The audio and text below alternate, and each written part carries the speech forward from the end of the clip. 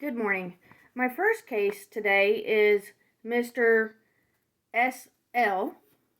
He presents to the office this morning for a 3-month follow-up on his diabetes.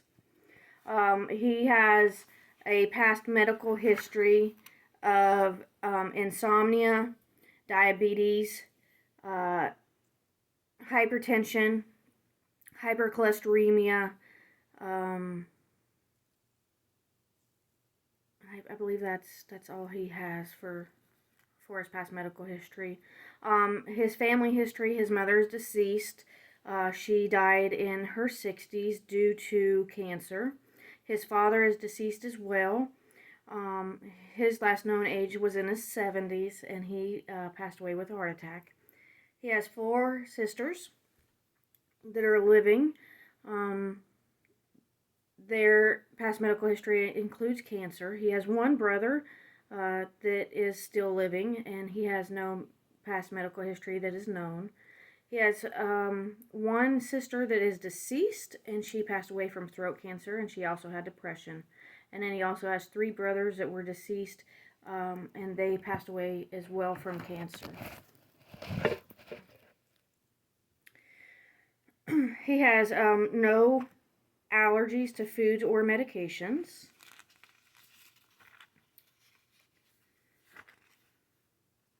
He does not smoke. He does not use drugs. He drinks 1 cup of caffeinated beverages a day. He is married, but they do not have any children, and they live in a single-level family home. He lives with his wife, who is still alive. Past medical surgery, the surgeries, he's had a heart stent. He is able to take care of himself with no issues whatsoever. He is 68 inches tall, and he weighs in at 195 pounds. So, Mr. L is a 76-year-old male who presents to the office today for a scheduled 3-month appointment. He does not have any complaints today of he does have complaints of fatigue, loss of appetite, diarrhea. His wife states that the patient has lost 9 pounds in 1 week. He does push mow yards still at 76 years old. He has 3 yards that he does still push mow on a weekly basis for his neighbors and family friends. He's been doing this for years. However, he has not been able to mow due to his fatigue and loss of appetite and the diarrhea. Other than those complaints, his ROS was normal. He had no shortness of breath, did not have any fevers, no headaches, dizziness, shortness of breath. He has fatigue, but he really didn't have any muscle weakness per se that you could say. But upon assessment, his abdomen appeared to be more distended than normal for him. It was taut in the upper left and right quadrants. He had pain in the upper quadrants as well.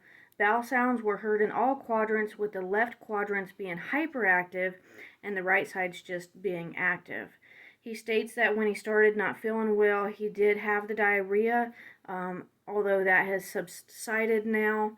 He states that he has the urges, but only has small, normal, soft bowel movements at this time. He denied any nausea or vomiting, constipation, fever, shortness of breath. So he is on his medications include a low dose aspirin at 81 milligrams daily,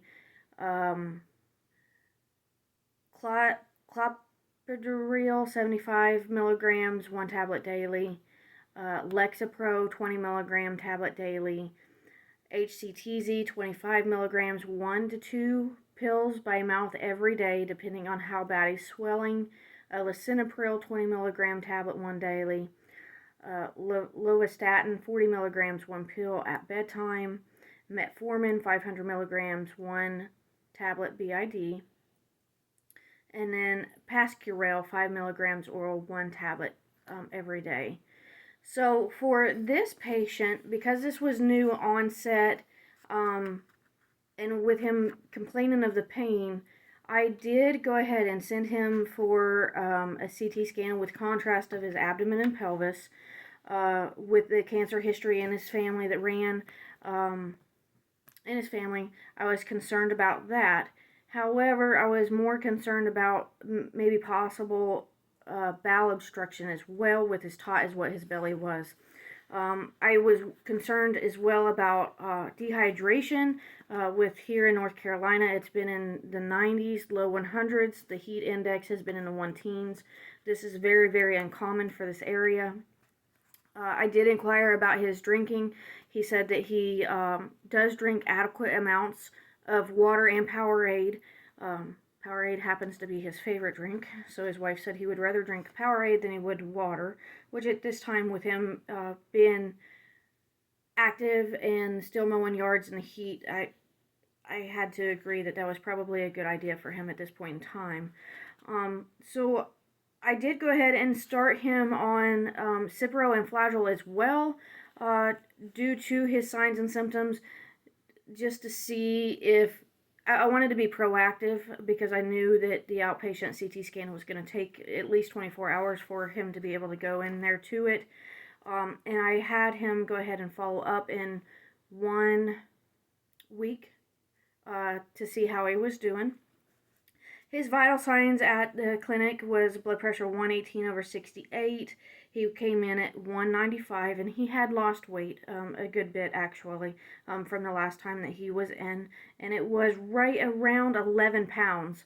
So he has slowly been losing weight, but then this big jump, it was concerning.